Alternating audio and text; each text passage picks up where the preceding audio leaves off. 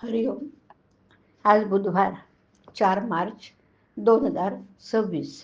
सद्गुरू ब्रह्मचैतन्य गोंदवलेकर महाराज यांच्या प्रवचनाच्या भागामध्ये आज आपल्याला सांगणार आहे की प्रपंचाचं स्वरूप समजून घेऊन नामात राहावं. ऐकूया. आपलं जीवन किती अस्थिर आहे हे लढाईच्या काळात चांगलं समजून येतं आणि अशा अवस्थेच्या काळात मनाने घाबरू नये. काळजी न करता शांत चित्ताने भगवान नामात कर्तव्य करीत राहावं.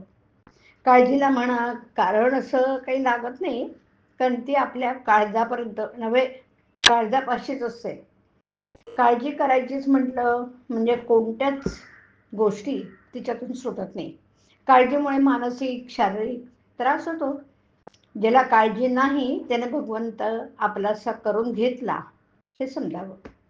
भगवंतावर पूर्ण विश्वास टाकून तुम्ही काळजी करण्याचं एकदम बंद करा. ज्याप्रमाणे कुणाचीही कुंडली मांडली आहे, मग तो श्रीमंत असो की गरीब, तरी तिच्यामध्ये सर्व ग्रह येणारच, यायचेच ना. त्याप्रमाणे जन्मलेल्या प्रत्येक प्राण्याला सर्व विकार असणारच. भगवंताचे अवतार जरी झाले किंवा साधू पुरुष जरी झाले तरी त्यांनाही विकार असतातच. अर्थात त्या विकारांच्या बरोबर प्रेम, दया, शांती, क्षमा हे गुणही त्यांच्या अंगी असतात. ग्रह हे ह्या जन्माचे आहेत, पण विकार हे मागच्या जन्मापासून असले. या विकारांना वश न होता म्हणजेच त्यांचं नियमन करून गुणांचं संवर्धन करणं हे प्रपंचात मनुष्याला शिकायचं असतं. कुटुंबातल्या व्यवहारामध्ये प्रत्येक घटकाने आपापलं स्थान ओळखून असावं. ज्याला स्वतःच्या मुलांबद्दल प्रेमामुळे इतकी खात्री असते की आपण सांगितलेले आपला मुलगा केल्याशिवाय राहणार नाही, तो बाप खरा. ज्याला अशी उत्सुकता असते की वडिलांनी आपल्याला सांगावं आणि आपण ते करावं, तो मुलगा खरा. बापाचा पैसा मुलाने अनितीने वागण्यासाठी नाही. जो मुलगा अनितीने वागतो त्याला बापाने पैसा देऊ नये.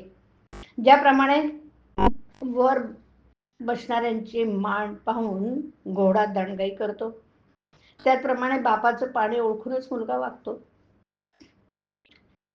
गृहिणीने स्वतः स्वयंपाक करून घरातल्या माणसांना जेवायला घालावं आणि त्या करण्यामध्ये प्रेम असतं. प्रत्येक गृहिणीला घरामध्ये थोडं तरी काम पाहिजेच. खरोखर विवाहामध्ये बंधने फार आहेत, कारण ती अत्यंत पवित्र गोष्ट आहे. बरं, जो मनुष्य तरुणपणे स्वाभाविक रीतीने आणि नीती नियमानुसार वागेल त्याला म्हातारपण मुळीच दुःखदायक होणार नाही. आज ज्याने चांगले वागण्याचा निश्चय केला त्याचे मागलं पुसलंच. भगवंत रोज संधी देतोय.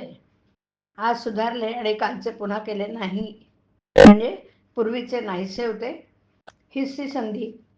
जो शहाणा असेल त्याने समजून व जो अडाणी असेल त्याने श्रद्धेने बंधनं पाळावी. हरिओम. हरिओम तत्सत. हरिओम.